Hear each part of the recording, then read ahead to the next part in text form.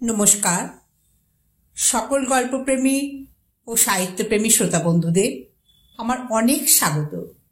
আমার আজকের নিবেদন শীর্ষেন্দু মুখোপাধ্যায়ের একটি ছোট গল্প, টেলিফোনে। টেলিফোন তুললেই একটা গম্ভীর গলা শোনা যাচ্ছে। 6491 6491 6491। সকাল থেকে ডায়াল টোন নেই। টেলিফোনের হরেক গন্ডগোল থাকে বটে, কিন্তু এ অভিজ্ঞতা নতুন। গলাটা খুবই যান্ত্রিক এবং গম্ভীর, খুব উদাসীনও। প্রদীপের কয়েকটা জরুরি টেলিফোন করার ছিল, করতে পারল না। কিন্তু কথা হলো একটা অদ্ভুত কণ্ঠস্বর কেবল বারবার 4টে সংখ্যা উচ্চারণ করে যাচ্ছে কেন? এর কারণ কি?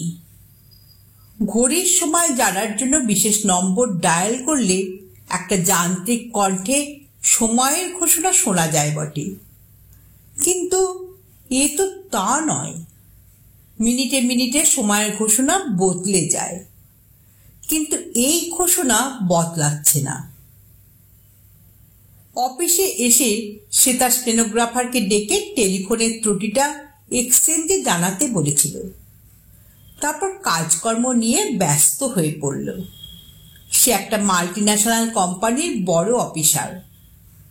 বহু বছর দিল্লিতে ছিল, সম্প্রতি কলকাতায় বদলি হয়ে এসেছে। কোম্পানি তাকে বাড়ি, গাড়ি ও টেলিফোন দিয়েছে। তার আগে এই পদে ছিলেন কুরুপ্পু নামে দক্ষিণ ভারতের একজন লোক। তিনি রিটায়ার করে দেশে ফিরে গিয়ে ফুলের চাষ করছেন বলে শুনেছে প্রদীপ। খুবই দক্ষ ও অভিজ্ঞ মানুষ ছিলেন তিনি। রিটায়ার করার বয়স হলেও কোম্পানি তাকে ছাড়তে চাননি, বরং আরো বড় পোস্ট দিয়ে ধরে রাখতে চেয়েছিল। কুরুপ্পু কিছুতেই রাজি হননি।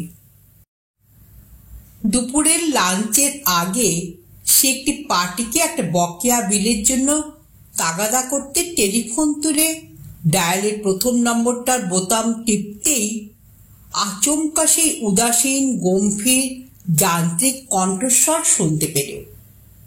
6491। তারপর অবশ্য কণ্ঠস্বর থেমে গেল। প্রদীপ খুবই অবাক হয়েছিল। সামলে নিয়ে বাকি নম্বর ডায়াল করতে রিং বাজল এবং ওপাশে একজন ফোনও ধরল। প্রয়োজনীয় কথা সেরে নিয়ে প্রদীপ খুব চিন্তিতভাবে অফিসের ইলেকট্রনিক টেলিফোনটার দিকে চেয়ে রইল। এই ফোনেও কণ্ঠস্বরটা এলো কি করে?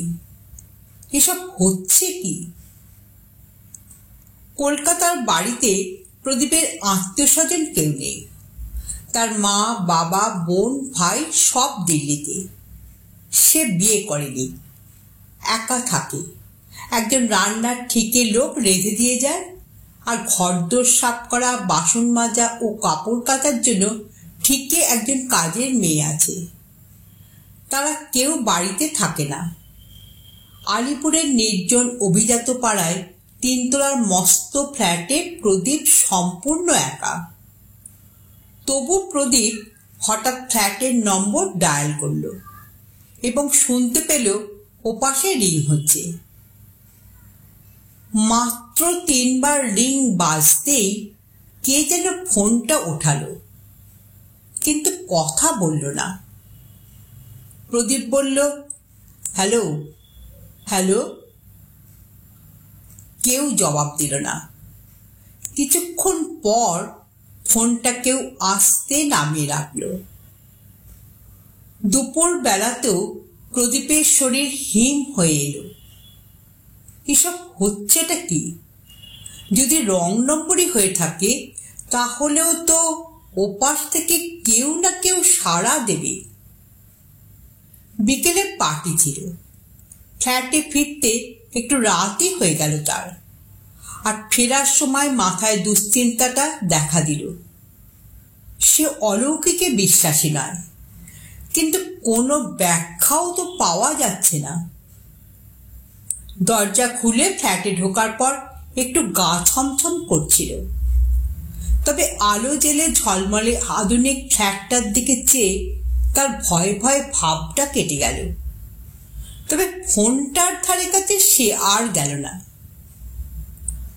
প্রদীপের গভীর ঘুম ভাঙল রাত 2টো নাগাদ। হল ঘরে ফোন বাজছে। ঘুম চোখে সে তড়াক করে লাফিয়ে ওঠে। দিল্লিতে মা বাবার শরীর খারাপ হলো না তো? ফোন ধরতেই শিউরে উঠল সে। সেই যান্ত্রিক উদাসীন গম্ভীর গলা বলতে লাগলো, 6491, 6491, 6491। ফোনটা রেখে দিল সে। বাকি রাতটা আর ঘুম হলো না। বিছানায় এপাশ ওপাশ করে কাটিয়ে দিল। কলকাতার টেলিফোন ব্যবস্থা যে খুব খারাপ তা প্রদীপ জানত। তবু সকালে ব্রেকফাস্টের সময় টেলিফোন বেজে উঠতেই প্রদীপ যখন কম্পিত বক্ষে গিয়ে টেলিফোন ধরল, তখন একটি অমায়িক কণ্ঠস্বর বলল, স্যার, আপনি টেলিফোন খারাপ বলে কমপ্লেন করেছিলেন কাল, কিন্তু আমরা টেস্ট করে দেখেছি আপনার লাইনে তো কোনো গন্ডগোল নেই, লাইন তো চালু আছে। কিন্তু আমি যে টেলিফোনে একটা অদ্ভুত গলা শুনতে পাচ্ছি। হয়তো ক্রস কানেকশন হয়ে গিয়েছিল। আমাদের যন্ত্রপাতি সব বহু পুরানো, তাই মাঝে মাঝে ওরকম হয়। আপনি ডায়াল করে দেখুন, এখন লাইন ঠিক আছে। বাস্তবিকে লোকটা কানেকশন কেটে দেওয়ার পর ডায়াল টোন চলে এলো এবং অফিসের নম্বর ডায়াল করতেই লাইনও পেয়ে গেল প্রদীপ।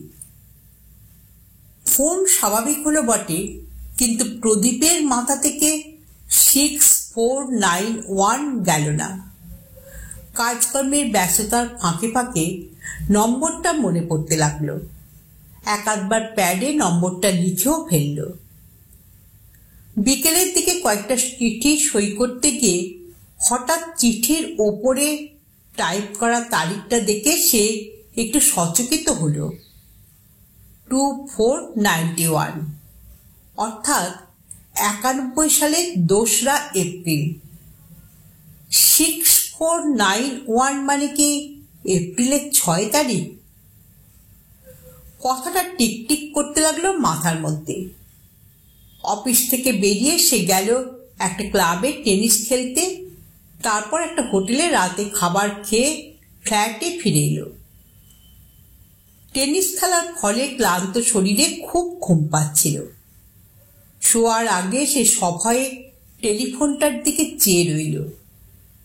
দিল্লিতে ফোন করে মা বাবার একটা খবর নেওয়া দরকার। ফোন করাটা উচিত হবে কি? যদি আবার না, ফোন তুলে ডায়াল টোনে পাওয়া গেল। দিল্লির লাইনও পাওয়া গেল একবারই। মা, বাবা, ভাই ও বোনের সঙ্গে বেশ কিছুক্ষণ কথা বলে মনটা হালকা লাগলো। আজ শুয়েই ঘুমিয়ে পড়ল। 3-4 দিনেই আর কোনো অস্বাভাবিক ঘটনা ঘটল না। টেলিফোন স্বাভাবিক। দুশ্চিন্তা বা উদ্বেগটাও আস্তে আস্তে সরে যেতে লাগলো মন থেকে। কিন্তু রবিবার সকালে গল্ফ খেলতে যাওয়ার জন্য তৈরি হচ্ছিল প্রদীপ। হঠাৎ টেলিফোন বেজে উঠল। প্রদীপ অন্যমনস্কভাবে টেলিফোন তুলতেই সেই অবিস্মরণীয় যান্ত্রিক কণ্ঠস্বর শোনা গেল, this is the day, this is the day, this is the day, this is the day.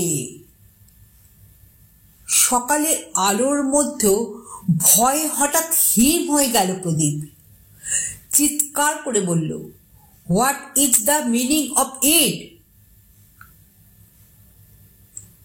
অবিচলিত কণ্ঠস্বর একইভাবে বলে যেতে লাগলো, this is the day, this is the day.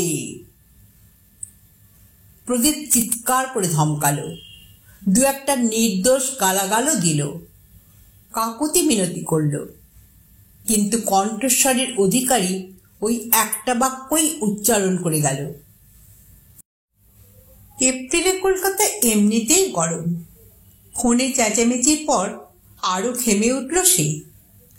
ফোনটা রেখে কিছুক্ষণ ঝিম মেরে বসে রইল। এর মানে কি? হঠাৎ খেয়াল হলো আজ এপ্রিলের 6 তারিখ, 6491। আজকের দিনটা সম্পর্কে কেউ তাকে কিছু বলতে চাইছে কি?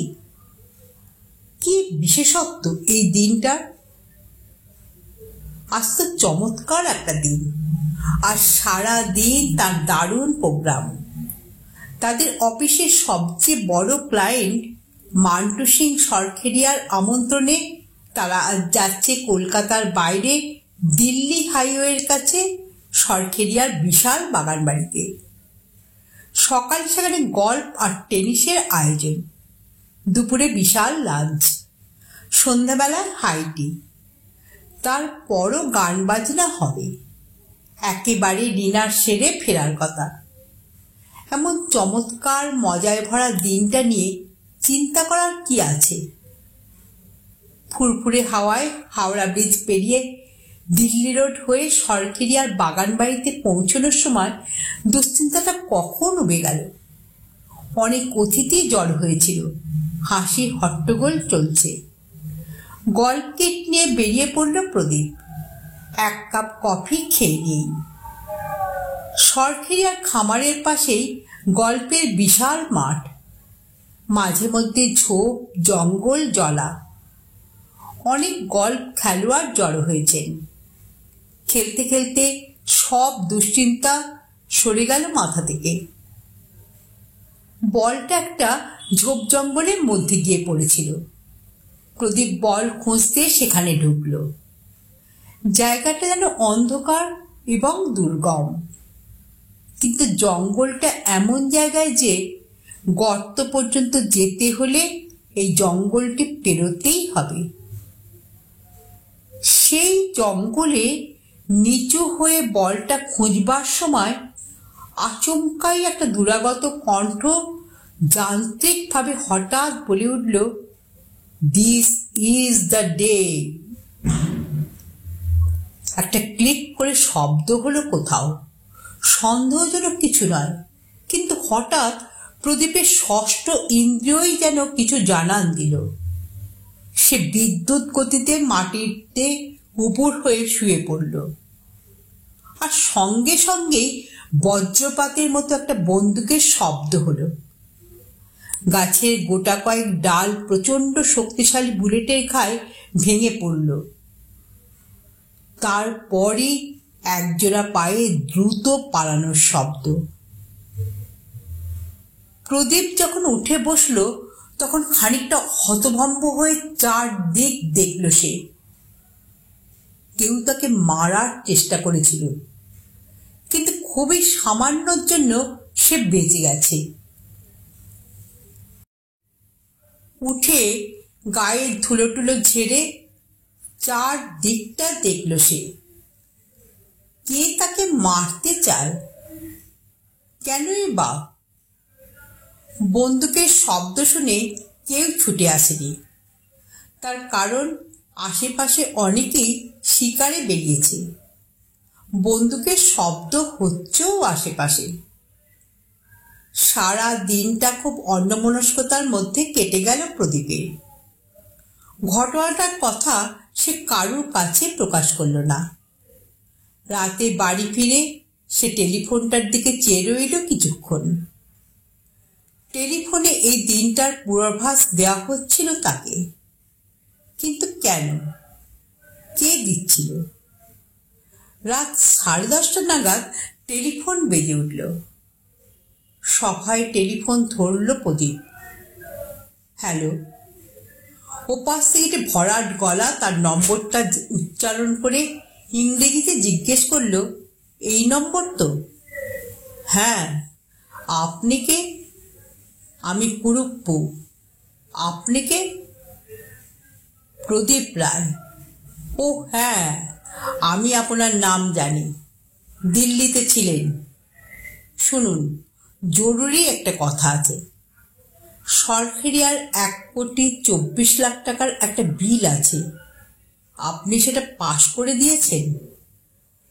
না, বিলটা একটু ইরেগুলার, ক্ল্যারিফাই করার জন্য ডিপার্টমেন্টকে বলেছি। খুব ভালো, ওই বিলটা একদম জালি। কিন্তু বিলটা আটকালে আপনার বিপদ হতে পারে। সরখেরিয়া বিপজ্জনক লোক। বোধহয় আপনি ঠিকই বলেছেন। আজ কেউ আমাকে ফোন করার চেষ্টা করেছিল। হ্যাঁ, এরকম ঘটনা আরও ঘটতে পারে, কিন্তু ভয় পাবেন না, টেলিফোনটার দিকে মনোযোগী থাকবেন। এইবার প্রদীপ চমকে উঠে বলে, হ্যাঁ, টেলিফোনেও একটা অদ্ভুত কাণ্ড হচ্ছে।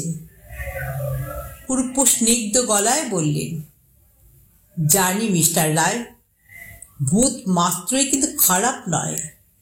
অন্তত ওই ফ্ল্যাটটায় যে থাকে সে খুবই বন্ধুভূত। তাকে অবহেলা বা উপেক্ষা করবেন না, ভয়ও পাবেন না, তাহলে নিরাপদে থাকতে পারবেন। বিপদের আগেই সে সাবধান করে দেবে। আমাকেও দিত। তার পরামর্শে আমি রিটায়ার করে ফুলের চাষে মন দিয়েছি। আচ্ছা, গুড নাইট। প্রদীপ হাতের স্তব্ধ টেলিফোনটার দিকে হাঁ করে চেয়ে রইল। আপনারা এতক্ষণ শুনছিলেন শীর্ষেন্দু মুখোপাধ্যায়ের টেলিফোনে গল্পটি এখানেই সমাপ্ত হলো। যদি শ্রোতা বন্ধুদের আমার গল্প পাঠ ভালো লেগে থাকে তাহলে অবশ্যই একটা লাইক দেবেন এবং পাশের মানুষের সঙ্গে গল্পটি শেয়ার করবেন।